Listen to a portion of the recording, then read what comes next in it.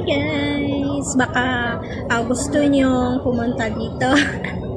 Naghahanap kasi yung amo ko ng kasama kasi hindi hindi sila magkasundo ng isang kasama ko. Iba talaga kasi yung ugali niya. So, naghahanap si ma'am.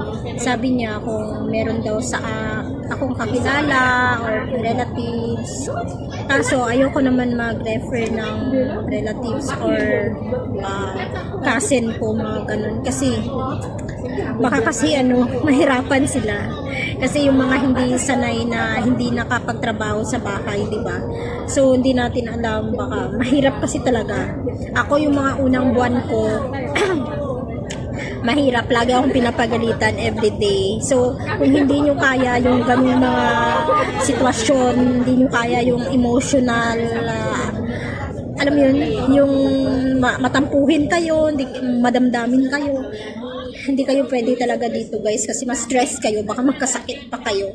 Kasi ako, pag once na pinapagalitan ako, talaga, pag kinabukasan, move on na agad ako, hindi ko inaano yan sa loob ko. Okay lang yan sa akin, tinatanggap ko yung mga mali ko. Siyempre, hindi tayo perfect at bago pa lang tayo, diba? Siyempre, madami tayong mali. At saka, hindi mo naman ma-perfect lahat ng gawain na yan. Siyempre, may makakalimutan ka talaga.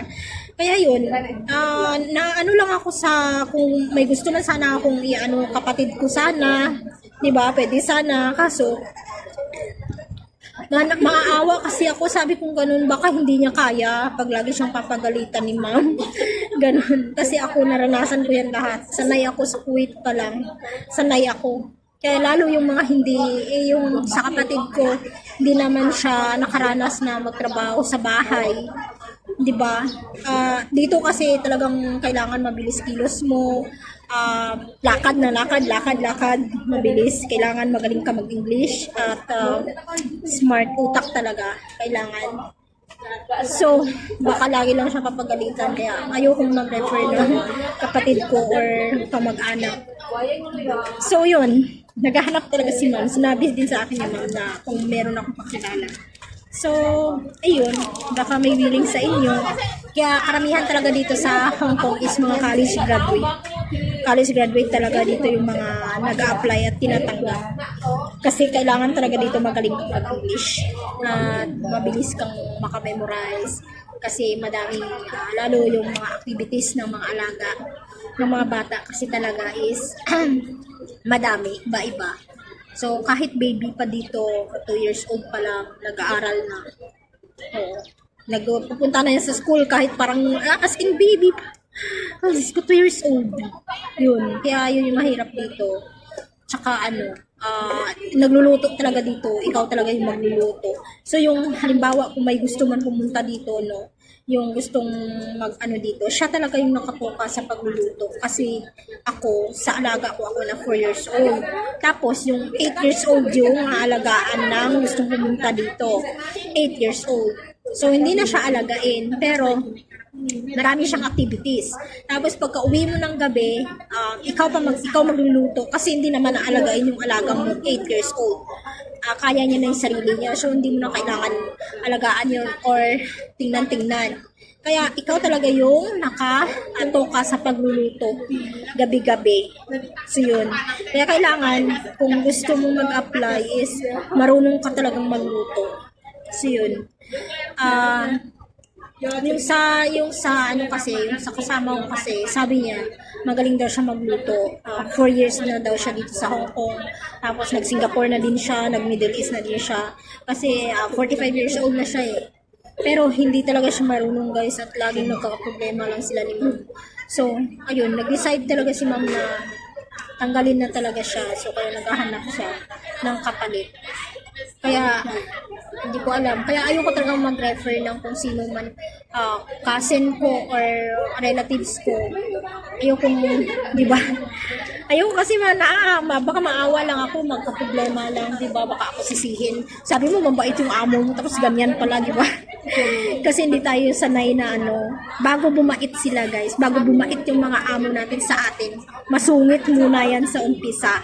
O, di ba? Hindi as in ganun. Sa unang araw mo, sa unang linggo mo, mabait yan sila. Pero sa sunod na linggo, nag-iiba yung ugali nila. Ganun yung mga Chinese guys. So mag-iiba yan yung ugali nila pag hindi mo kaya emotional, mabubuang ka dito guys, mababaliw ka. Ha? Hindi madali dito sa Hong Kong. Pag hindi mo kaya, kaya madami dito, di ba? Meron ano, yung mga nagpapakamatay din, nababaliw, mga ganun. Guys, kasi hindi lahat ng amo dito mabait. Mabait sila, pero may ugali talaga sila. Mabilis silang magalit. Mabilis silang magalit. Ako, naranasan ko yan. As in, sobrang stress ako ng mga unang buwan ko dito, guys. Kasi everyday ako pinapagalitan. Mabait sila kung sa mabait. Pero hindi ka talaga perfect para sa kanila. Sa unang buwan ko, isang beses lang ako hindi pinagalitan. Grabe, sobrang saya ko. As in, natandaan ko talaga na isang beses lang talaga ako hindi pinagalitan bago ako matulog. Mas ko pang tuwa na ako, guys. Kasi everyday, pinapagalitan talaga ako. Pero sa akin kasi, mabilis ako makamove on. Pero yung sa kagaya sa iba na yung madamdamin, alam mo yun, yung kinikimkim niya sama ng loob pag pinapagalitan ka, tapos parang hindi ka nakakamove on agad, yun yung mahirap kasi magkaka-stress ka talaga dito at saka nervyos kasi alam mo kasi sila guys magsalita, malakas ang boses, alam mo yun parang sumisigaw talaga, yung sinisigawan ka, pero in-explain yun sa amin ng agency ng binriefing kami, di ba, bago pumunta dito, na ganun daw talaga sila magsalita, yung mga Chinese ganun daw talaga magsalita, kaya yun yung tinatatak ko sa isip ko na, okay, parang nagagalit lang sila, ganyan lang sila magsalita, pero hindi talaga sila galit or ano talaga, di ba? Yung as in na galit talaga sa'yo. Pagkatapos nun, parang move on na agad. Nag-move on naman agad sila. Kinabukasan, parang baliwalaan na. Kaya ganun din ako. Kaya magkasundo kami ng mom ko. Magkasundo kami ng pamilya niya. Kasi ako, pag pinapagalitan nila ako, after niya, akin. Oh, pag matutulog ako, sisilipin ko pa yan sila. Tapos magsasabi ako, good night ma'am, good night sir, good night sa mga alaga ko, ganyan. Uy, move on na, di ba? Kinabukasan, another day na naman, iba na naman yun. Oh, ganun dapat guys. Kaya yun lang yung may papayo ko. Maraming salamat. Thank you.